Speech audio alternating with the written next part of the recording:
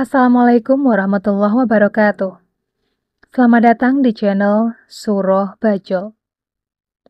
Kali ini ada sebuah cerita horor tentang rumah sakit gaib.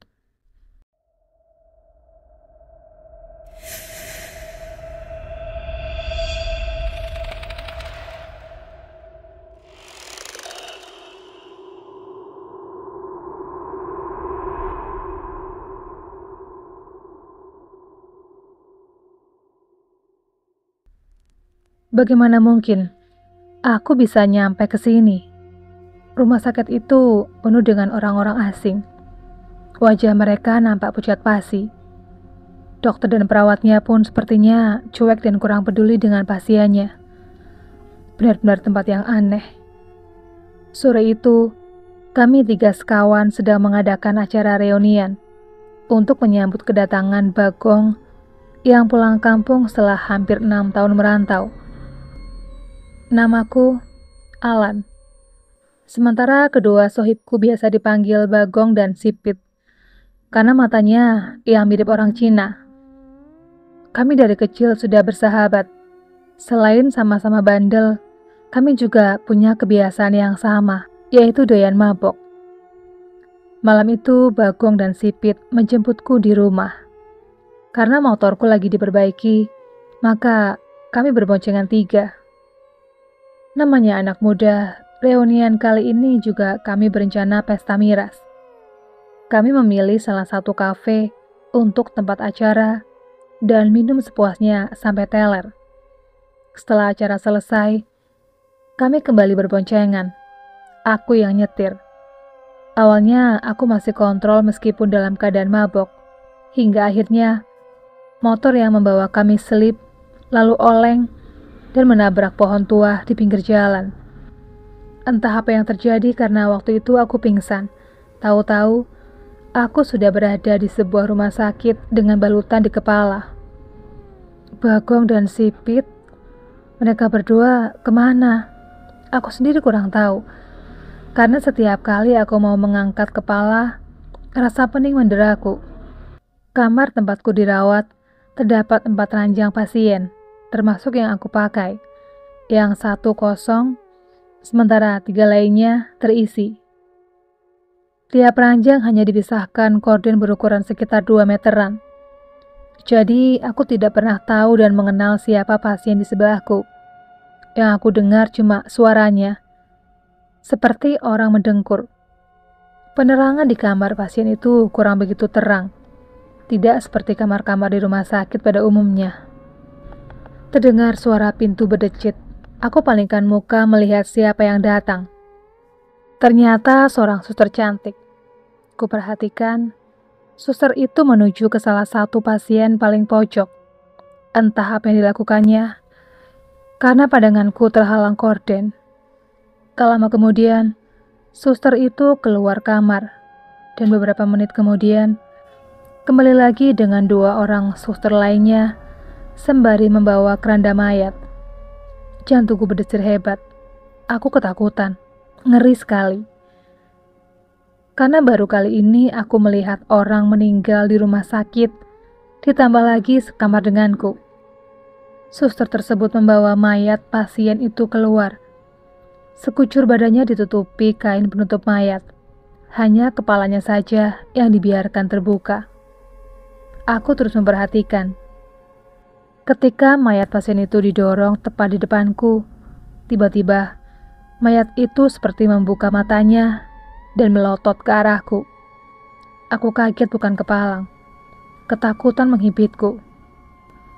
Aku kucek-kucek kedua mata, berharap itu hanya sekedar halusinasi, mengingat aku masih dalam keadaan mabok.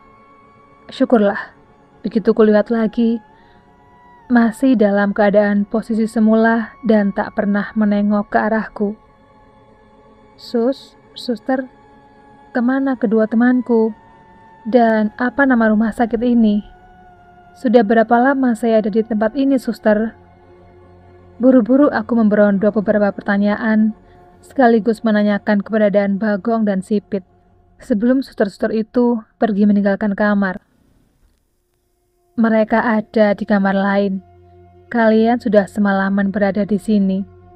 Kamu jangan coba-coba keluar dari kamar karena kondisimu masih belum membaik. Jawab suster pertama dengan mimik muka sedingin es. Aku manggut-manggut tanda mengerti. Karena suntuk dan bosan terus-terusan berbaring, akhirnya aku berusaha beranjak dari ranjang dengan menahan rasa sakit yang luar biasa. Penasaran, aku menyibak korden pasien sebelah. Keadaan pasien itu sungguh mengenaskan. Mukanya penuh luka. Sebagian hidungnya terlihat tulang dan kulitnya entah kemana. Mungkin mencium aspal ketika kecelakaan. Sementara cairan infusnya juga bercampur darah. Apa dia koma? Pikirku saat itu. Kenapa dengan wajahmu, Bung? Aku bertanya. Tapi pasien itu tetap diam tak bersuara. Aku mengerutkan kening, lalu berjalan menuju jendela kaca.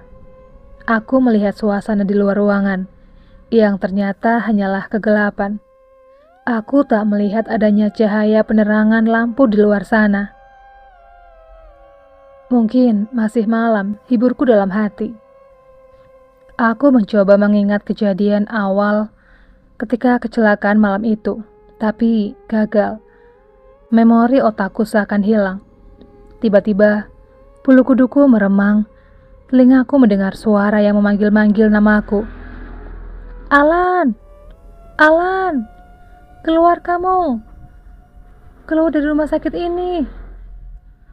Beberapa kali aku mendengarnya. Aku beranikan diri mencari asal suara itu. Sepertinya dari luar kamar. Perlahan tanpa menghiraukan rasa sakit, aku nekat melanggar aturan suster cantik tadi. Aku harus meninggalkan ruangan ini. Anehnya, rumah sakit ini terlihat sepi ketika aku melewati lorong-lorong koridor. Kulirik tiap bangsal, memang terdapat pasien, tapi di mataku, pasien-pasien tersebut seperti sederetan orang mati. Perasaanku mulai kacau. Aku ketakutan luar biasa. Dalam benakku saat itu, aku harus pergi dari tempat ini. Langkahku semakin cepat. Aku berusaha mencari pintu keluar. Karena tak ada seorang pun yang bisa aku temui untuk sekedar bertanya. Seperti berada di ruang kaca, aku sama sekali tidak menemukan pintu yang kumaksud. Aku selalu kembali di koridor yang sama. Begitu seterusnya. Sedikit bernapas lega. Begitu aku melihat ada dokter yang muncul dari lift.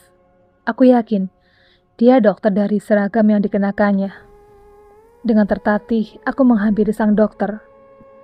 Dok, maaf, pintu keluar sebelah mana ya? Tanyaku memberanikan diri. Dokter itu hanya diam, tanpa sedikit pun menengok ke arahku. Dok, sapaku sekali lagi. Mungkin saja tadi dia nggak mendengar. Beruntung, kali ini dokter itu mendengarnya. Lalu pelan-pelan, dia menoleh ke arahku. Astaga, wajah dokter itu sangatlah menakutkan. Kulitnya terkelupas seperti terbakar. Biji bola matanya yang kanan keluar dari kelopaknya.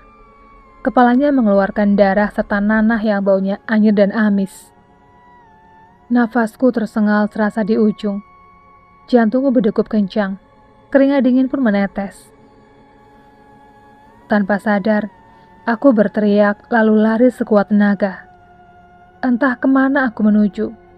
Ketika tiba di ujung koridor, pemandangan mengerikan kembali terjadi.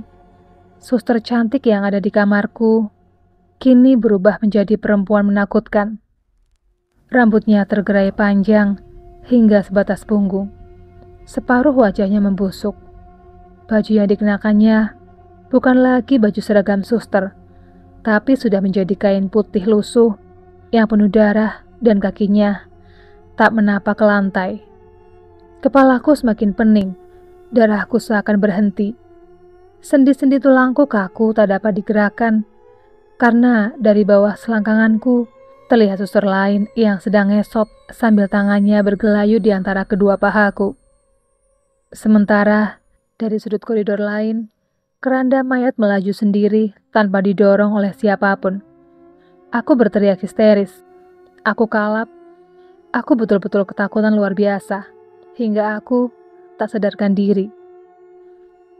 Entah berapa lama aku pingsan. Ketika sadar, aku tak lagi berada di rumah sakit, melainkan di areal pemakaman umum yang terkenal keangkerannya. Bagong dan Sipit masih tergeletak pingsan di sampingku. Tubuh mereka penuh dengan luka. Motor yang kami pakai ringsek tepat di bawah pohon tua. Berarti aku membawa motor itu masuk ke sebuah makam, lalu menabrak pohon. Mungkinkah mereka juga mengalami hal yang sama dengan yang tadi aku alami? Lalu, sudah berapa hari aku tak sadarkan diri? Aku pun tak tahu. Setelah mereka sadar, akhirnya kami pun bercerita. Bagong dan Sipit ternyata juga sempat singgah di rumah sakit itu dan mengalami kejadian yang sama seperti yang aku alami. Sampai saat ini, rumah sakit itu masih menjadi sebuah misteri bagi kami. Bisa jadi, itu adalah rumah sakit gaib. Demikianlah pengalaman horor yang dialami oleh beberapa pemuda ketika mereka berada di rumah sakit gaib setelah kecelakaan. Buat kalian yang suka dengan channel ini, jangan lupa untuk menekan tombol subscribe-nya, tekan tombol loncengnya, supaya kalian tidak ketinggalan video terbaru dari channel ini. Sekian dulu video kali ini, jumpa lagi di video berikutnya. Assalamualaikum warahmatullahi wabarakatuh.